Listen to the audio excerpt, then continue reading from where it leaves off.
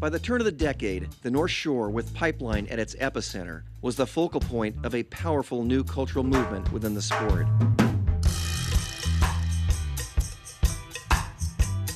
It was definitely the freest place there was. The North Shore itself was hippiedom. I mean, talk about counterculture. Guys are smoking those funny-smelling cigarettes and taking little colored tablets. Back then, you did that, went surfing, and your boards and your whole attitude reflected that. It was an incredibly organic time for surfing. You know, there was a lot sort of embryonic happening. Everybody had long hair, and everybody wanted to be a soul surfer.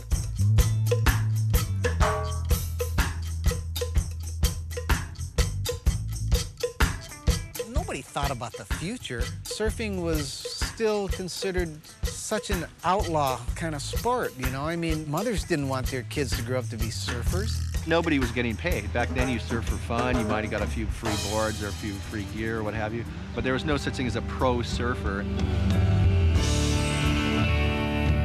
It was against this soul surfing backdrop that Hawaii's Fred Hemmings, a longtime proponent of organized competitive surfing, introduced a radical new idea. Fred was the 1968 world champion. He saw the writing on the wall that pro surfing was going to become a big thing. I did see a future for professional surfing, and I did see the huge business that surfing could become. And so I felt the very best of the best should compete in the most challenging environment, and undoubtedly that was the Pipeline. Here's this spot that people regard as almost unrideable, and Fred had the foresight to say, let's throw some money at it and let's make it happen. They invited 6 guys to compete in the first Pipe.Masters. You know, we were all excited, going, wow, you know, Pipe.Masters is going to be a big deal. It wasn't something that was advertised a year in advance, and we had formal invitations, and it was pretty last minute. They were going to give $1,000 for first place, which back then was, you know, a small fortune. I mean, geez.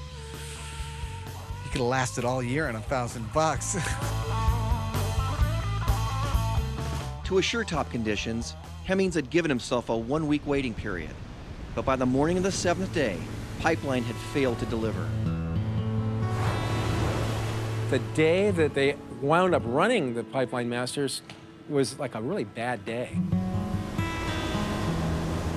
It was kind of a junky north swell.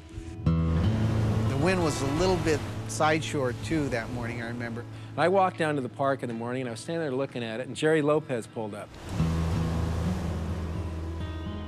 Corky was the only one there. I walked down and looked at it, and it was funky, and watched it for a while, and I went, And he goes, what do you think? And I go, well, they're not going to have it today. It's blowing out. I mean, the wind was blowing the wrong way. So I don't think they're going to have it. It's no good. He goes, yeah, they're probably not. He split, and I split, and you know, I didn't think anything about it.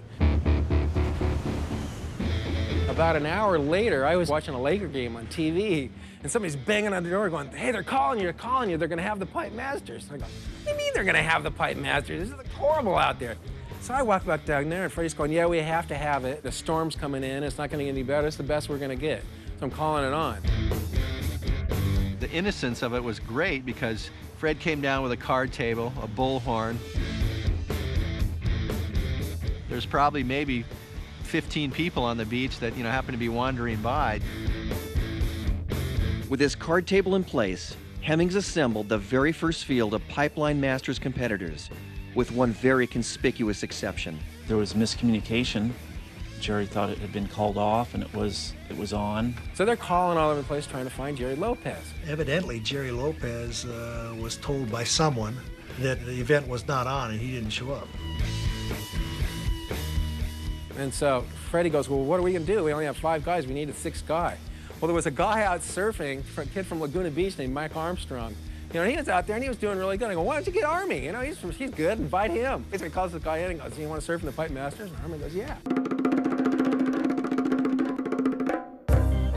I went home and watched TV, you know, and I was sitting there, and, you know, they went through the news, and then they had the sports. Pipe.Masters, I went, what? Jeff Hackman wins the Pipe.Masters, and I just went, you gotta be kidding.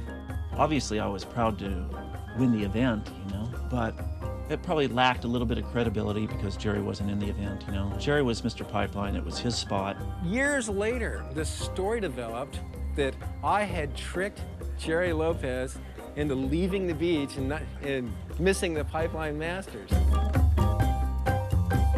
You know, it's just like completely not true.